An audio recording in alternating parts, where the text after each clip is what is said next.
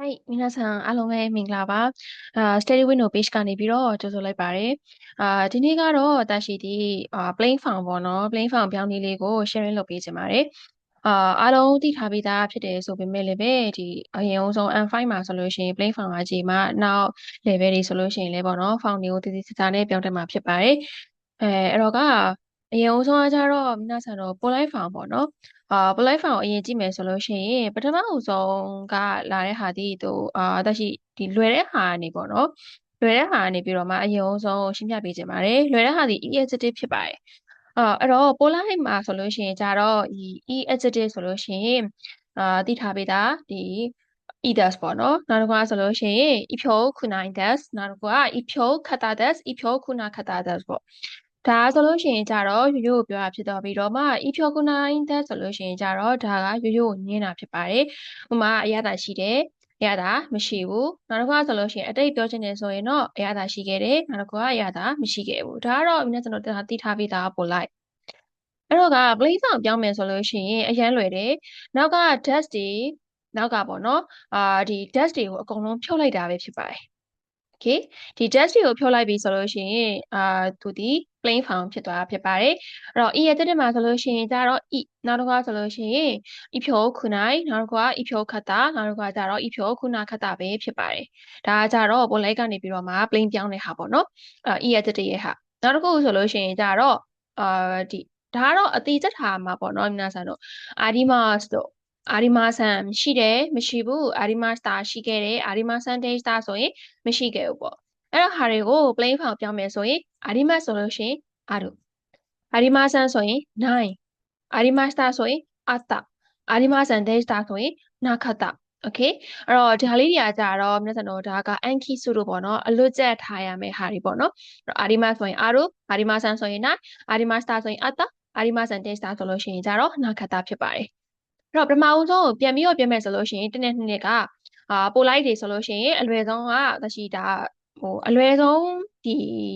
ဖောင်ပြောင်းကြီးဟာအရင်စလိုက်တာပေါ့နော်။ဘာလို့လဲဆိုတော့ verb ကနေအရင်စလိုက်မယ်ဆိုလို့ရှိရင်じゃပိုခက်သမားဆိုလို့ဒီ e adjective ပေါ့နော် e adjective ဆိုလို့ရှိရင်တော့ပိုလိုက်မှာဆိုလို့ရှိရင် edas ifyokunaidas ifyokatadas ifyokunakatadas အဲ့ဒါကို plain ပြမယ်ဆိုလို့ရှိရင်ဘာတွေဖြုတ်လဲဆိုရင်နောက်က dash တွေကိုဖြုတ်လိုက်မယ်ဆိုရင်သူဒီ automatic plain ဖောင်ပြောင်းသွားတယ်။နောက်တစ်ခုကအာဒီမဆိုလို့ရှိရင်အာရုအာဒီမဆန်ဆိုရင်နိုင်အာဒီမစတာဆိုရင်အတအာဒီမစတေးစတာဆိုလို့ရှိရင်ကြတော့နာခတ်တာပေါ့နော်ဒါကကြတော့အလိုချထားရမယ့်ဟာပဲဖြစ်ပါတယ်ဟိတ်အဲ့တော့နောက်တစ်ခုသားကြည့်ပါမယ်နောက်တစ်ခုကကြတော့ဒီသုံးပါဆိုလို့ရှိရင် narrative နဲ့ noun နဲ့ပြောင်းပုံပြောင်းနေရအတူတူပါပဲပေါ့နော်သူရဲ့ polite form ကိုထဲနဲ့ k ကိုကြည့်မယ်ဆိုလို့ရှိရင်ကြတော့နာဖြုတ် des နာဖြုတ်ချက်အာဒီမဆန်ညင်းလိုက်တယ်နာဖြုတ် des တာအတိတ်ဖြစ်တယ်နာဖြုတ်ချက်အာဒီမဆန် des တာဆိုရင်ဒါအတိတ်ကိုညင်းတဲ့ဟာဖြစ်ပါတယ်ရမယ်နော်ဒါကကြတော့ polite form အဲ့ polite ကနေပြီးတော့မှ皆さんတို့ဒီplain form ပေါ့နော် full scale form plain form ပြောင်းမယ်ဆိုလို့ရှိရင်ကြတော့ဒါရှိတော့ကဒီ narrative နဲ့ noun တွေကအနောက်ကဟာကိုယူပြီးတော့မှပြောင်းသွားတာဖြစ်ပါတယ်။သူကတော့ plain form မှာလည်းပဲဘာတွေဖြုတ်လဲဆိုရင်နားတွေကတော့ဖြုတ်ပြီးသားပဲ။ဒါပေမဲ့ဒီ that ဆိုလို့ရှိရင်ရိုးရိုးဆိုလို့ရှိရင်သူကဓာပြောင်းသွားတယ်။ဓာအာဒီမဆန်ဆိုလို့ရှိရင်皆さんတို့ဓာ okay အာဒီမဆန်ကခုနကစထားပြီးသားအာဒီမဆန်ဆိုရင်9ဟုတ်တယ်ဟုတ်။အဲ့တော့ကဓာအာဒီမဆန်ဆိုလို့ရှိရင် the 9နောက်တစ်ခါကျတော့ data ဆိုလို့ရှိရင်ကြတော့ data ပြောင်းသွားတယ်ဂျာအာရီမာဆန်ဒေးတာโอเคဂျာတော့ဂျာပဲအာရီမာဆန်ဒေးတာခုနတော့က plain ပြောင်းလိုက်တယ်မှာအာရီမာဆန်ဒေးတာဆိုရင်နာခတ်တာအဲ့အတွက်ကြောင့်မလို့ဇနာခတ်တာဖြစ်သွားပါတယ်အဲ့တော့ဒီဟာလေးရမယ်ဆိုလို့ရှိရင်ကြတော့ဒီ adjective နဲ့ noun နဲ့ပေါ့နော်ပြောင်းတဲ့ဟာမှလည်းပဲအဆင်ပြေပြေဖြစ်မယ်လို့ထင်ပါတယ် noun လည်းအဲ့တိုင်းပဲ noun ဆိုရင် noun ကတော့မဖြုတ်ဘူးပေါ့နော်မြတ်ဆန်တို့ noun ဆိုရင်တော့နောက်မှာဒါနောက်တော့ဆိုရင် noun ဇနိုင် noun ဒတ္တာ noun ဇနာခတ်တာဖြစ်သွားပါတယ်ဟိုက်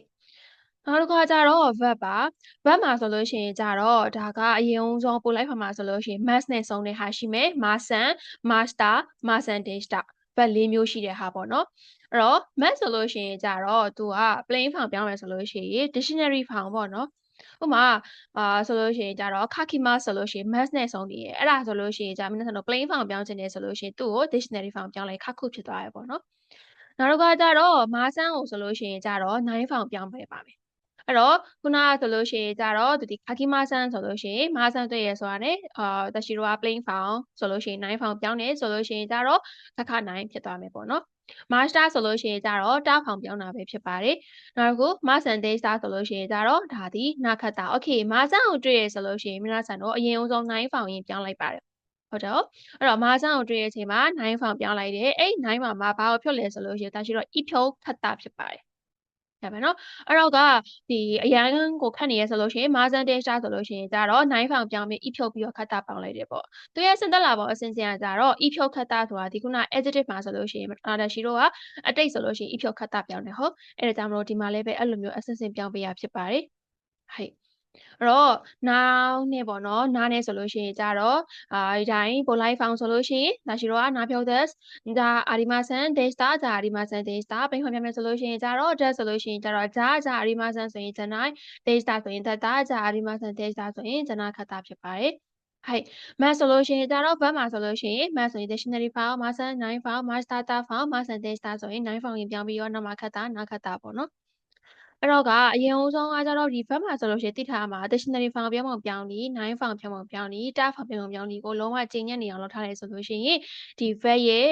plain form ကကြတော့လုံးဝအဆင်ပြေပြေနဲ့ပေါ့နော်ပြောင်းနိုင်မယ်လို့ထင်ပါတယ်အဲ့တော့က plain form မှာဆိုလို့ရှိရင်ဒါရှိတော့က1မှာဆိုလို့ရှိရင်ကျွန်တော်အလွယ်ဆုံးက e adjective ပြောင်းပုံပြောင်းပြီးနောက်တစ်ခါဆိုလို့ရှိရင်ဒါကတော့အလွယ်ကျတဲ့ဟာဖြစ်သွားပြီးတော့နောက်တစ်ခါဆိုလို့ရှိရင်ညာ adjective နဲ့ noun တွေကတူတူပဲ verb ပေါ့နော်အဲ့တော့ plain form လေးကဒီဟာလေးပါပဲဒီဟာလေးမှာနည်းနည်းအဲ့လိုမျိုးအလေးချင်းဖြစ်အောင်ပေါ့နော်ကိုမတာကို brand shoe တွေ fuku shoe တွေလုပ်ကြည့်မယ်ဆိုလို့ရှိရင်အဆင်ပြေမယ်ထင်ပါတယ်။ဒါရှိကဒီတိုင်းပဲပေါ့နော်sharing လုပ်ပေးရဖြစ်ပါတယ်ပေါ့နော်ဒီလိုနှုတ်ကလေးတွေနဲ့ကိုအဆင်ပြေပြေဖြစ်အောင်လို့အဲ့တော့က皆さんတို့ဒီ